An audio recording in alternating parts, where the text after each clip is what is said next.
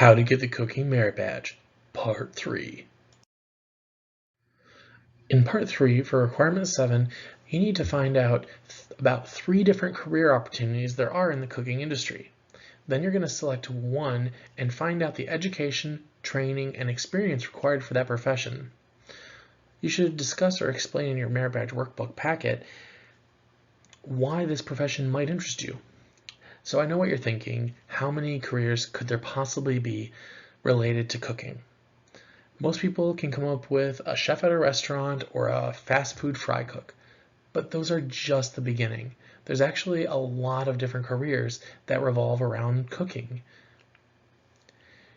Have you ever thought about being a research chef? Or how about a food scientist or technologist? A hospitality manager? Or maybe specializing in a bakery or a pastry artist?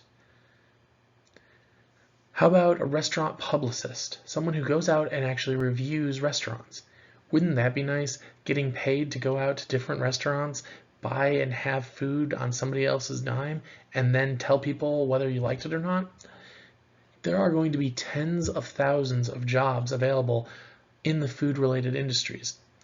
Try and come up with a couple of more unique ones when you're working on this requirement. And finally, let's wrap up this Cooking Merit Badge class. To do that, I just want to ask you a couple quick questions that I want you to think about to yourself. These aren't things you have to write down, and they aren't things that you're required to discuss with your Merit Badge counselor. They're just some things that I really want you to think about. What's one thing that you learned that you didn't expect to in this Merit Badge? Did you expect everything about this Merit Badge? Did you expect to learn about a food research and technologist? What's something you learned about that you really didn't expect to find when you're working on this Merit Badge? Do you feel more confident in shopping for, preparing, and cooking your own food?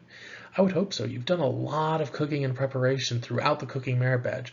Hopefully you feel a little bit better if you ever have to go out and pick up food for dinner sometime. And lastly, what's one area that you still want to learn more about and practice in? Did you struggle with the backpacking meal plan? A lot of scouts do. Maybe that's an area that you want to go reach out to somebody who goes backpacking a lot and see what some of their favorite trail foods are. And finally, I want to leave all the scouts working on the Cooking Merit Badge with a challenge. I'd like to challenge every scout who completes the Cooking Merit Badge to help cook at least one meal per week in your household. You don't have to do this all the time, and you don't have to do it alone, but try and just help cook at least one meal a week. You'd be surprised at how many different dishes you'll learn how to cook, and this is definitely a life skill that's worth practicing. Well, that wraps everything up. I hope you enjoyed this course. Make sure you have everything filled out in your Merit Badge workbook packet, so that way you can go review it with your Merit Badge counselor.